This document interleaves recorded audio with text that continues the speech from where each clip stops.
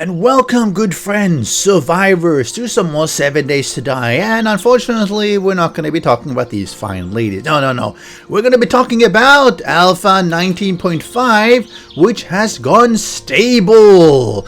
And 19.5 is, if you have been keeping track of it, the Twitch integration update. And what does that mean? Well, it means it's a Twitch integration update, and it's stable. It's had a flurry of updates over the last week, I think something like 4.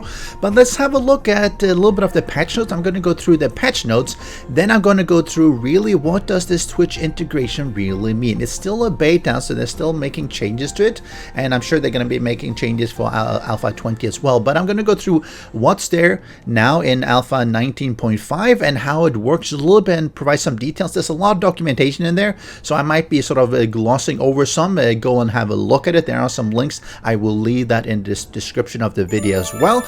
But as they've been saying, they've been tirelessly working to bring you a high quality Alpha 20, but they have been able to backport the Twitch integration system into Alpha 19, probably because they want to make sure that we test it out enough before they launch Alpha 20, which sort of makes sense. It has been hugely controversial, more than I thought, and I think that's partially because people are a little bit frustrated that Alpha 20 has been taking so long, and also because it's a whole update that is just a Twitch, which a lot of people don't use. They don't stream it, they don't watch people streaming it, so they feel that, hey, why are you releasing this when it doesn't really impact the game for most of the players, which is actually fairly valid. But let's have a look here.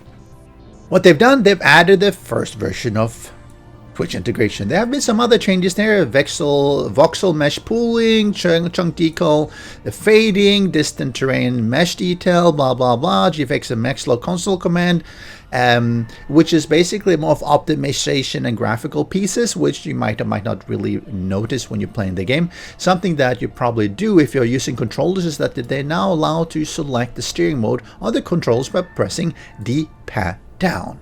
Also, some fixes. FindTagInChilds does not make garbage. Okay. Improved show stability colors. Distant POIs to use the shared material, which I guess maybe you will lessen the RAM or just optimization in general. Improved chunk level of detail update. Optimized. So there's been a bunch of small optimizations in there that, again, hopefully just makes the game run a little bit better. I don't think this is going to be a significant thing, but at least, you know, any of the optimization that they put in is going to be good because it's something that is really needed. There's some fixes here where they have some set fighting where it relates to the flickering between, I believe, 2 textures. A dedicated service failed to update bedroll locations after pickup. This is something some people have been highlighting as an issue. Block previews have differences in shading at night.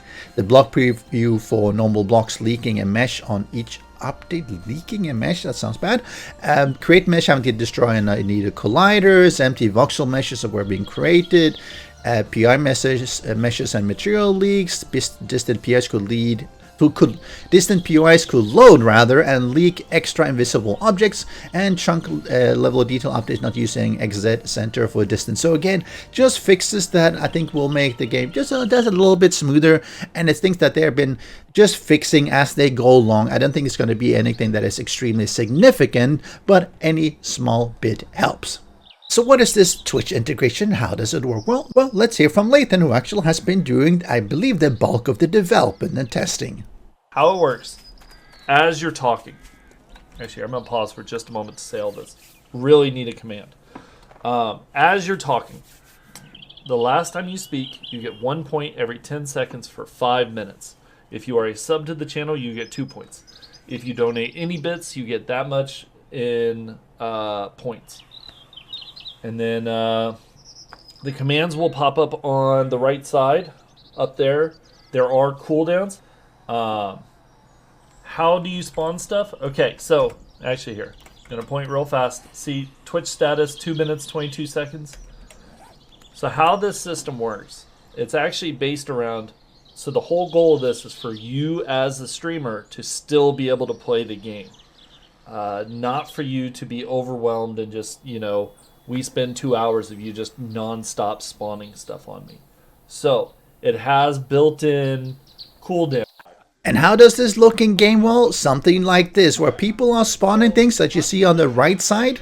where people are spawning things in on the different players. They'll have white or purple depending on who it's targeting, and it can probably get pretty crazy. They can pull, they can spawn the normal, and all that depends on the game stage that you're actually in. So the higher game stage, the worse things can happen to you and your team. And that's one of the really cool things that they've been doing. It starts off slow with some basic normal zombies, and as your game stage progresses, it'll be having feral, radiated, and you'll having worse and worse commands and actions that can actually happen. And this is something that is fully configurable in the XML as well. Let's go and look at the next one where they talk about Twitch integration. Of course, that's the Twitch logo, and they talk about how you can invite your Twitch viewers to challenge your apocalypse with the Twitch integration. When they chat during live stream, they generate pinpoints. These points are then used to interact with your game to prolong or hinder your survival. Mostly people like to kill people. I mean, kill the streamer and kill each other, which is, I guess, how it should be. And when they cheered with bits during the stream, they gain special points, and these are special because they can be used today or hoarded for another day. They are, in other words, persistent. And there is a very long Twitch integration guide. I'm going to go through very quickly because there's a lot of things in there, and then I'm going to show that in-game as well. But wait. Have you followed my Twitch? If you haven't, make sure you go to twitch.tv/VeduE42 and give me a follow there. And why not like this video while you're at it, and subscribe if that's your preference as well. So they're talking about the Twitch integration, and there's a lot of information about it. So you definitely go, if you're doing this, go download it and try it out, look through. So they're talking about how you actually access it, and if found in-game through the escape menu, and not difficult to find, and I'll show you in a little bit. And it works single player, well, of course, it's single player, P2P and POE, dedicated, multiplayer, etc. And actually you can have multiple streamers using it at the same time, and it will affect the game. So it has the connection status as well, and it talks about a lot of these things, and I'll go through that in game. Is a little bit easier as well, and all this stuff. And so there's a pretty long document here that you can read through, because it does have a bunch of information of how these things work. For instance, they will be spawned with a purple, which means it's yours. They spawn towards you, and not necessarily that they will always try to kill you, but if you die, they will all vanish. So sort of they're around for you. They're intended for you. Same thing for supply drops as well. And whoever spawned will get the kill points. You'll get the points for when your spawn causes the death, which means that direct or even with the bleed damage and stuff like that, you do get the credit for killing the person. And I believe that if there is a pot of gold, or sorry, the pot of points that has been associated, then you will actually get that as well if you were the person who caused the death of the streamer. So go ahead and make sure you kill everyone. Also important, people will be able to opt out of the Twitch integration if they are on the same party as a streamer, which I think is really important, because some people might want to be in the party but don't actually want to have these things being spawned on them. Like you see here, the two spawns. This one, which because it's purple, means it's been spawned on the streamer itself, and this one has a white, which means it might have been spawned on someone else. And even though it's going to try to kill you as well, it's not going to vanish if you die, but the purple one will. So it's sort of been tagged, and it tells you how people actually spawn on others, which is basically just spawn normal, and if you add on a 1, 2, 3, etc., or the name of the person, it will then target that party member instead. So how do we do this? Well, I'm going to escape, and I'm going to go to options here, and you'll see the Twitch, and this is how you log into the Twitch, and that basically will pop up an access asking you to authorize the game. I'll do that for myself, which is obviously a VeduE42, because that's me. Once that has been done, it'll say, yep, it's connected, or rather it will tell you to disconnect if you want to do. And here's where you can select certain things. Let's say you don't want to have the vision effects like blur or black and white. You can actually disable that, which is actually a really cool thing, because some people really hate those ones. And they'll talk about actions during the blood moon, standard cooldown only, meaning that can you do it, or will it just drop down the cooldown? You have to wait until it's over. How many points you get? You normally just get 1 point per 10 seconds for 5 minutes after talking. Of course, if you don't talk at all, you get no points. If you talk a lot, you'll get more over time, or you can double, triple, etc., etc. Whether you use a progression, when there is actually an XML in this system that you can actually tweak to your heart's content as well, but they have a bunch of a bunch of controls here, which is really good, that you can just specify within the game whether you want to have a progression, yes or no, whether it's just going to be all of them, how the cooldown or just default, how long they're going to take, double or half time, for instance, whether you're going to have the pin pot or not, and we're going to allow crate stealing or not, meaning that if someone spawns in, let's say, a weapon crate for myself, for me, Video42, will other players be able to access it? And if it says yes, they will be able to. No, they will not be able to. So we're going to go back here and we'll see there's a cooldown here on this side. It's going to take some time before that one counts down. There's normally a 5-minute cooldown when you go into the game. You can actually pause it, pause and start here if you want to keep it going. You click the gear and you'll be able to see a bunch of things here as a streamer. You'll be able to see what are all the actions, for instance, the spawn, supplies, etc., which is there's quite a few of them. And you also see the action history, which means if people have been spawning things in, you'll be able to tell who and what action as well. And there'll be a bunch of pages here. And leaderboard, which has to do with how many kills has the viewers actually gotten. So while we're waiting for that cooldown to tick down, let's go and have a look at the twitch.xml, which is in the Steam folder, Steam apps, common, the 7 days to die, data config, and then twitch.xml. And here's where you configure things, all the things actually regarding this one. For instance, how many points do people have when they start off? What's the cap for the regular points? And that's 1,000 for regular people and 2,000 for people who are subscribed to you. And whether they can access the crate or not, whether they can steal them. And as we go down, there's a lot of things in there that you can actually tweak as well. For instance, the default cost you can play around with. If you think 25 is too high, too low, just change that as well. Same thing with the game stage. Some of them are linked to the game stage, meaning that they will only spawn on the game stage that is the equivalent or higher. Meaning that, for instance, the normal zombie can always be spawned because there's no game stage in the limit in there. Tough zombie will have a game stage of 10 starting game stage. It will only show up when your game stage is 10 or higher. A tough feral zombie is 60, and we see a tough rat zombie is 110, etc. So this is something that is supposed to help scale as the player progresses into the game.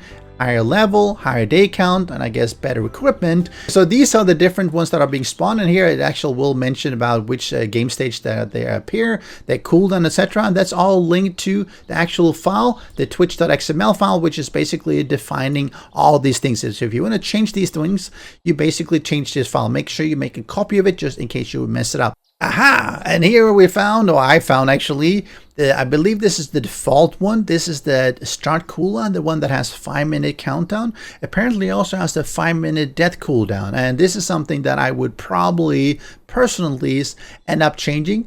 I'd probably set it to something like 30 seconds something. I think 5 minutes is a little bit too much because, you know, sort of like you die to something and it takes 5 minutes before people can actually throw new things at you. I think that's gets a little bit dull. We're going to see here the cooldown is finally finishing, going down to 0, and it's going to enable, you'll see it basically tells you, and I think these one are going to keep on switching between each other, so you can actually see that when you're playing.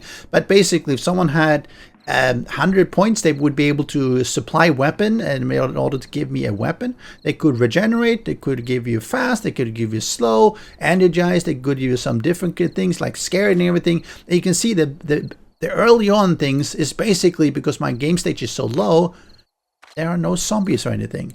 It's basically only showing, well, actually, the spawn normal. Sorry, there's the spawn normal, but beyond that, there's nothing bad that can happen except maybe blur and slow. Most of these things are kind of nice. You can, for instance, pull. I don't know why it says this one. Maybe because it's disabled because of the low game stage. But basically, it's meant to make it easy for you in the beginning, and then slowly as your game stage ramps up, and you'll see my game stage is just 1. And this is another thing, my Twitch is enabled, so you see that lightning bolt as well. But my game stage is so low, so they want to be very careful about what they throw at you. And as your game stage goes up, let me see, give self experience. Let's do that.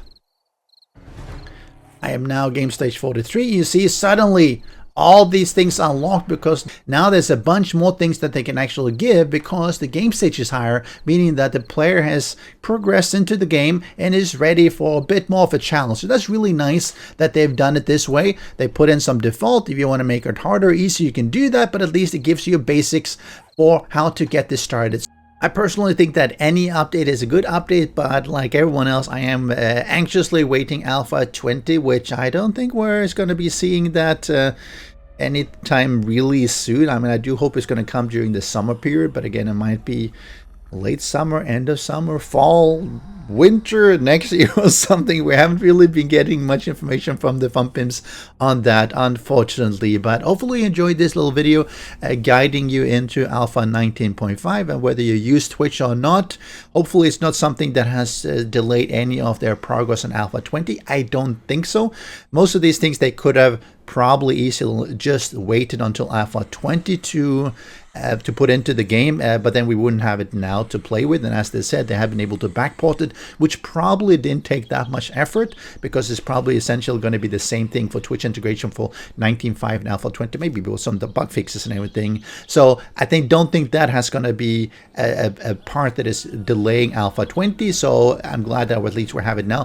Thank you, Lathan. Thank you, Fun Pimps, and thank you very much for watching. And make sure you are subscribing to the channel. Maybe leave a like on the video, and let's see when Alpha 20 comes out. Let me know in the comment section below what you think of 19.5, the Twitch integration update, and when you think Alpha 20 is going to be releasing. Have a wonderful time. I have a date with all these cuties. Mostly I'm going to be running away. See you guys. Hello. Bye-bye. Special thanks to the great patrons supporting the channel. If you would like to join the vetted community and support these videos, do follow the Patreon link.